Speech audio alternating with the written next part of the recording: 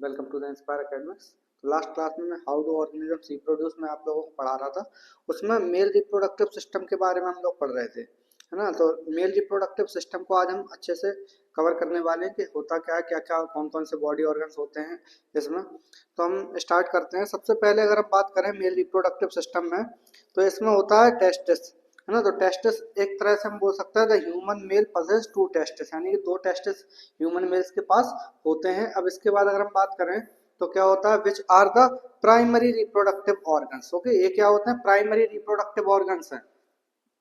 और इसके अलावा अगर हम देखें तो lying down outside the abdominal cavity, यानी कि एब्डोमिनल कैविटी जो होती है उसके नीचे ये प्रेजेंट होते हैं। ओके, तो लोकेशन हमें पता लग गई कहाँ पे। हम बोल सकते हैं कि एब्डोमिनल कैविटी के नीचे की साइड और आउटसाइड द बॉडी हम बोल सकते हैं। और अगर हम देखें इसमें तो क्या है, प्राइमरी रिप्रोडक्टिव ऑर्गन है। और अगर हम देखें तो दो होते हैं नंबर्स में। ओके, अब इसके बाद देखते हैं testis produces sperm from puberty onwards. Okay, तो हम बोल सकते हैं क्या होगा इसमें, जो टेस्टिस होंगे वो प्यूबर्टी पे स्पर्म रिलीज करना या फिर प्रोड्यूस करना स्टार्ट कर देते हैं। और ये कब तक करते हैं, through out his life. Okay, तो मतलब हम बोल सकते हैं कब तक करेंगे, यानी कि प्यूबर्टी जैसे ही आएगी किसी भी मेल पर्सन की, तो हम बोल सकते हैं उसकी उसमें स्पर्म का प्रोडक्शन स्टार्ट हो जाता है और उसके बाद ये थ्रू आउट द लाइफ चलता ही रहता है। ओके, और अगर हम देखें तो also produces males of sex hormone, यानी कि जो टेस्टिस होंगे वो क्या और रिलीज करते हैं, टेस्टोस्टेरोन। यानी कि हमें पता है टेस्टोस्टेरोन क्या होता है, मेल सेक्स हार्मोन होता है।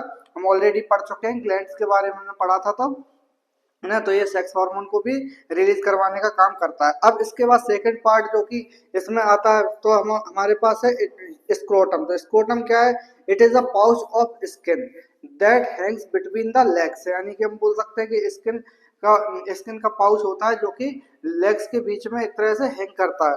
The scrotum acts as thermo regular and provides an optimal temperature. Okay, तो हम बोल सकते हैं ये क्या होता है, थर्मो रेगुलर एक तरह से प्रोवाइड करता है और ऑप्टिमल टेम्परेचर इसको चाहिए होता है for the formation of sperm. Okay, sperm के फॉर्मेशन के लिए इन्हें टेम्परेचर ऑप्टिमम चाहिए होता है।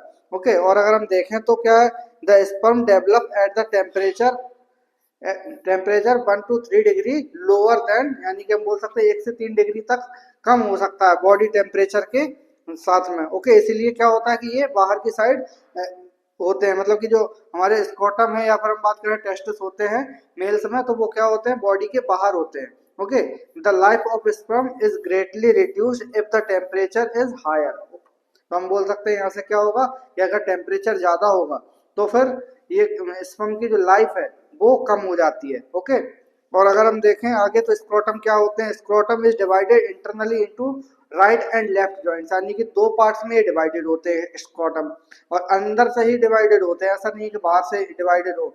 The two legs are mass shaped. Okay, ये मास शेप्ड होते हैं बोल सकते हैं। तो इसके बाद अगर हम देखें तो द टू टोज आर से are serum respectively scrotal sac, यानी कि ये दोनों क्या है, स्क्रोटल सैक में रहते हैं। ओके, तो हम इस टाइप से मतलब कि स्क्रोटल सैक क्या होगा, उसके अंदर प्रेजेंट होता है, और स्क्रोटल सैक में हम बोल सकते हैं कि जो टेस्टिस होता है वो प्रेजेंट होता है। ओके, अब इसके बाद अगर हम देखें तो ड्यूरिंग विंटर्स, ओके ये इंपॉर्टेंट चीज है, जैसे हम समझ सकते हैं इसको, तो during winters when temperature falls, okay the scrotum shrinks to bring the testis close to the body, यानी कि स्क्रोटम क्या करेंगे, एकदम श्रिंक हो जाएंगे, बॉडी के पास आना चाहेंगे। क्यों, क्योंकि उन्हें थोड़ा सा टेम्परेचर को मेंटेन करना पड़ता है। ओके, और अगर हम वहीं देखें समर्स की बात करें तो समर्स में क्या होता है, टेम्परेचर जैसे ही राइज होगा, ओके टेम्परेचर राइज होगा, तब हम बोल सकते हैं the scrotum becomes relaxed to lose heat, यानी कि हीट लूज करने के लिए ये यहाँ पे रिलैक्स हो जाते हैं। ओके, इसके बाद हमारे पास थर्ड है vast deferens. Okay, vast difference बोल सकते हैं या वासा डिफरेंशियल भी बोलते हैं, प्लूरल वर्ड होता है जो कि। ओके, तो वास्ट डिफरेंस है हमारे पास, this is a straight tube, यानी कि ये क्या है, एक तरह से स्ट्रेट ट्यूब है, about 40 centimetre long. Okay, 40 centimetre long होती है। फिर उसके बाद अगर हम देखें which carries the sperm to the seminal vesicle, अब सेंटिनल वेसाइकल के पास ये लेके जाता है। अब सेंटिनल वेसाइकल क्या होता है, हम बोल सकते हैं, देखो सेंटिनल वेसाइकल हम यहाँ से देखते हैं, the sperm are stored temporarily in the seminal vesicle. Okay, तो सेंटिनल वेसाइकल क्या होगा हमारे पास, जिसमें कि स्पर्म जो होगा वो थोड़े से टाइम के लिए यानी कि टेम्पररी स्टोर होके रख सकता है। ओके, अगर हम आगे देखें तो where mucus and the watery alkaline fluids containing the sugar fructose mix with sperm. Okay, तो हम बोल सकते हैं यहाँ से शुगर जो फ्रक्टोज होगी तो उसके साथ में यहाँ पे मिक्स हो जाते हैं, अल्कलाइन फ्लूइड के साथ में और शुगर के साथ में यहाँ पे मिक्स हो जाता है। फिर इसके बाद अगर हम देखें तो यूरेथ्रा आता है ना। यूरेथ्रा क्या होगा हमारे पास, it is about 20 centimetre long tube that arises from the urinary bladder. Okay, तो यूरिनरी ब्लैडर से ये बोल सकते हैं 20 सेंटीमीटर लंबा एक ट्यूब लाइक स्ट्रक्चर होता है जो कि यूरिन को कैरी करता है। ओके, इसके बाद अगर हम देखें it runs through the penis and open into the outside through male genital pore. Okay, हम बोल सकते हैं क्या कि यहाँ पे जो ये कहाँ पे स्टार्ट होता है, एक तरह से यूरिनरी ब्लैडर से ये निकलता है और उसके अलावा अगर हम बात करें तो ये कहाँ पे खत्म हो रहा है, penis open into the outside of the body, एक तरह से है ना,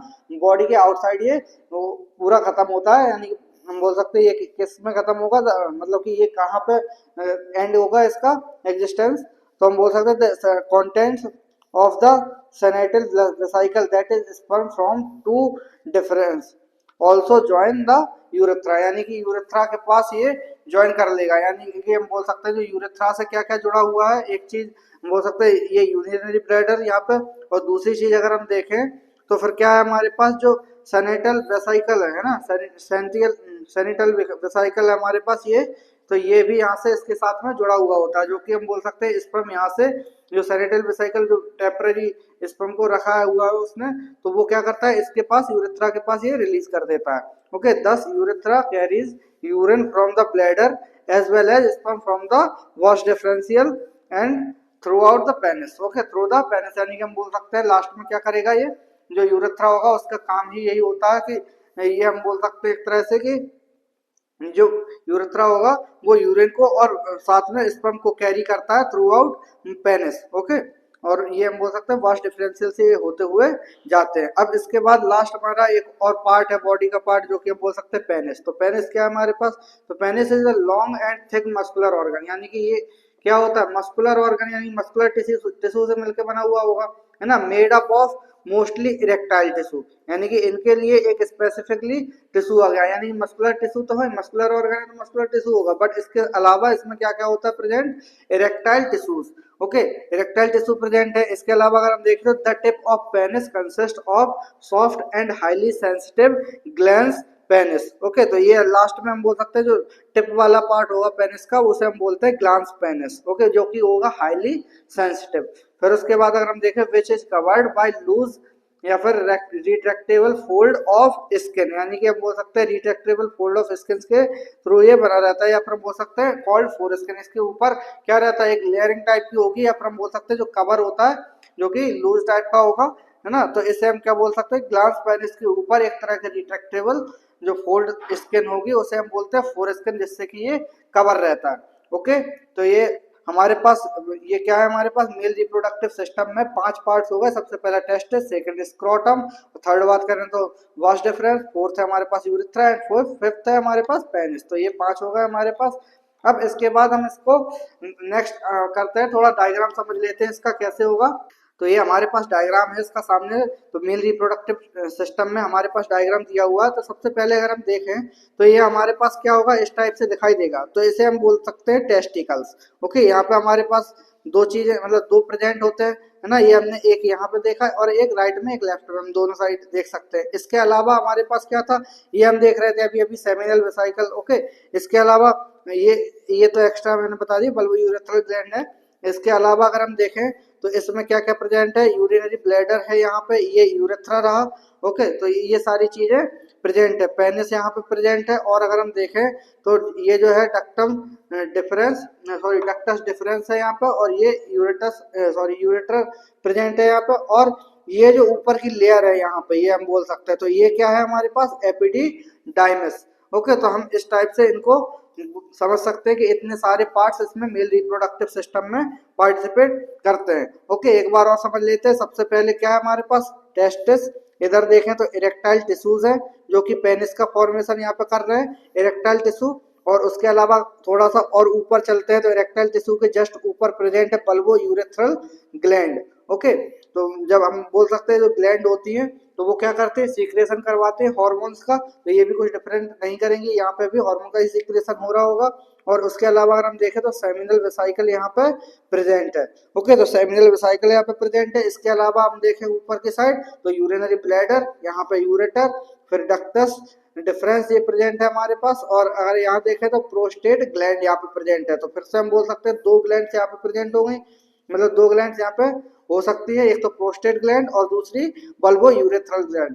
ओके, और अगर हम देखें तो इसमें क्या है हमारे पास एपिडिडाइमिस है, इधर यूरेथ्रा है, फिर से हम बोल सकते हैं, और ये लास्ट में हम पेनिस बोल सकते हैं, और लास्ट में यूरेथ्रल ओपनिंग। ओके, तो यूरेथ्रल ओपनिंग हम बोल सकते हैं किसके अंदर से होके आ रही है, पेनिस के अंदर से। और मतलब कि ये बोल सकते हैं यूरेथ्रा कहाँ पे प्रेजेंट है, ये यहाँ पेनिस के अंदर की साइड। ओके, तो इस टाइप से हम इसको समझ सकते हैं कि हमारा जो मेल रिप्रोडक्टिव सिस्टम है वो कैसा होता है, इस डायग्राम के थ्रू हम अच्छे से समझ सकते हैं। अब इसके बाद कुछ और इम्पोर्टेंट पॉइंट्स हैं, जैसे कि अगर हम देखें at the time of sexual excitement, यानी सेक्सुअल एक्साइटमेंट के टाइम पे क्या होता है, the erectile tissue seems to fill down blood causing the penis to become erect, यानी कि जो क्या होता है कि सेक्सुअल एक्साइटमेंट के टाइम पे क्या होगा, ब्लड क्या होता है सर्कुलेट होने लगता है बहुत ज्यादा फास्ट, है ना। तो पेनिस में जब ये ब्लड पहुंचने लगता है तो फिर ये पेनिस जो होता है इरेक्ट हो जाता है। ओके, तो इरेक्ट होने के पीछे का ये रीजन है कि ब्लड का सर्कुलेशन हाई हो जाता है। उसके अलावा अगर हम देखें it is inserted into the vagina of the female where sperm are ejaculated for the purpose of reproduction, यानी कि रिप्रोडक्शन के पर्पज से हम बोल सकते हैं कि क्या होगा कि पेनिस जो होता है वजाइना में ये ओपन होता है और यहाँ पे इजैकुलेशन होता है। ओके, तो यहाँ से हम दो चीजें समझ गए कि एक तो पहली चीज क्या कि ये जो ब्लड होता है उसका सर्कुलेशन की वजह से हम लोग समझ सकते हैं क्या कि जो इरेक्शन होता है वो होगा। और दूसरी चीज अगर हम देखें तो पर्पज होता है रिप्रोडक्शन का, जिसी की वजह से हम बोल सकते हैं इजैकुलेशन वजाइना में हम इसका करवा सकते हैं। ओके, तो मेल रिप्रोडक्टिव सिस्टम के अलावा अगर हम देखें sperm of path, the sperm of path की अगर हम बात करें तो सबसे पहले इसमें ऑलरेडी हम देख चुके कि यहाँ पे एपिडिडाइमिस प्रेजेंट है, यूरेथ्रा ये प्रेजेंट है ना, और अगर हम देखें बल्बो यूरेथ्रल ग्लैंड, ये सारी चीजें हम ऑलरेडी देख चुके हैं। अब देखते हैं हम क्या पाथ ऑफ स्पर्म, तो यहाँ पे हम समझ सकते हैं इसके बारे में। तो सबसे पहले क्या यहाँ पे दो टेस्टिस प्रेजेंट है, तो टेस्टिस में हम बोल सकते हैं फॉर्मेशन होता है स्पर्म का। उसके बाद ये ऐसे इस टाइप से यहाँ से जा रहा है, यहाँ क्या प्रेजेंट है हम बोल सकते हैं जो वास्ट डिफरेंस है यहाँ प्रेजेंट है। ओके, तो वास्ट डिफरेंस के थ्रू फिर इधर से जा रहा है और यहाँ पे एक लास्ट में हम बोल सकते हैं पेनिस के थ्रू, या फिर हम बोल सकते हैं थर्ड पार्ट यहाँ पे वास्ट डिफरेंस का ही वो बोलेंगे यहाँ पे, या फिर यहाँ एक और पार्ट होता है जो हम बोल सकते हैं अभी अभी हमने पढ़ा है जस्ट, तो यहाँ यूरेथ्रा हम बोल सकते हैं क्या है प्रेजेंट है, यूरेथ्रा। ओके, तो यूरेथ्रा के थ्रू ये जाएगा और हम बोल सकते हैं ये लास्ट में ओपन होगा पेनिस के थ्रू। तो यहाँ से हम समझ सकते हैं इस चीज को कि क्या हो रहा होगा यहाँ पर, तो यहाँ से हम बोल सकते हैं एजैकुलेशन होता है। अब इसमें एक और इम्पोर्टेंट चीज क्या है हमारे पास, at ejaculation approximately 300 million sperm cells are expelled as a part of fluid called semen. Okay, यहाँ पे हम बोल सकते हैं क्या कि जो सीमन में क्या होगा 300 millions of sperm cells present हो सकती हैं। ओके, और अगर हम देखें इसमें तो सबसे पहला क्या होगा, मैच्योरेशन होगा, यानी मैच्योरेशन में क्या होगा, sperm mature in the epididymis, यानी कि हम बोल सकते हैं एपिडिडाइमिस में क्या होगा, स्पर्म मैच्योर होगा। सेकेंडरी स्टोरेज एंड ट्रांसफर, तो स्टोरेज और ट्रांसफर कहाँ पे होगा, muscle contraction cause sperm to move from the epididymis through the vas deferens. Okay, तो वास्ट डिफरेंस में ये जाएगा।